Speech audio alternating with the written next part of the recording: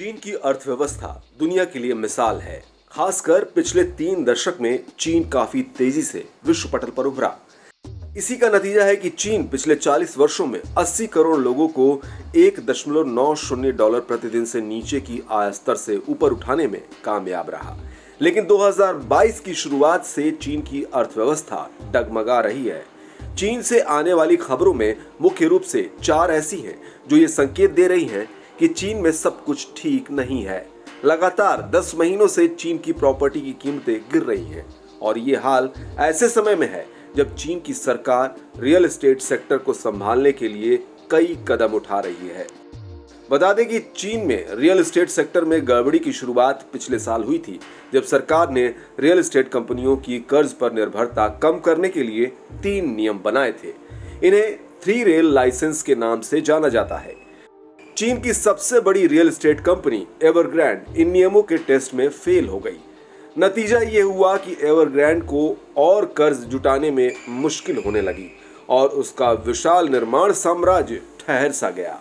Evergrande चीन के लिए सिर्फ एक कंपनी नहीं है, वो चीन के उस रियल एस्टेट सेक्टर की सबसे बड़ी मछली है। बता दें कि रियल एस्टेट सेक्टर की हिस्सेदारी चीन के जीडीपी में 12% है।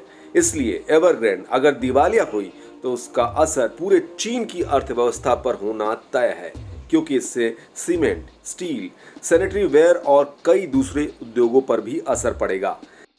चीन से दूसरी खबर वहां बिजली उत्पादन से जुड़ी हुई है। चीन कोयले की कमी से बुरी तरह से जूझ रहा है और इसका नतीजा ये हुआ है कि चीन के औद्योगिक इलाकों में घंटों बिजली गुल रहती है। बिजली के कारण चीन का मैन्युफैक्चरिंग सेक्टर बुरी तरह प्रभावित हुआ है। चीन से जो सबसे बड़ी खबर है वो है बैंक बदहाली की कगार पर है। चीन के छोटे बैंक दिवालिया हो रहे हैं। यदि वे बैंक दिवालिया हुए तो चीन में एक भयावह आर्थिक अराजकता फैल जाएगी। इसे रोकना सरकार के बूते से भी बाहर होगा।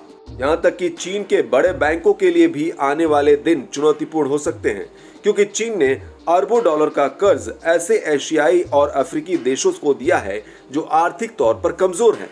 ये सारी परिस्थितियां यही संकेत कर रही हैं कि चीन की अर्थव्यवस्था में जो मुश्किल है वो लंबे समय के लिए काफी चुनौतीपूर्ण हो सकती है।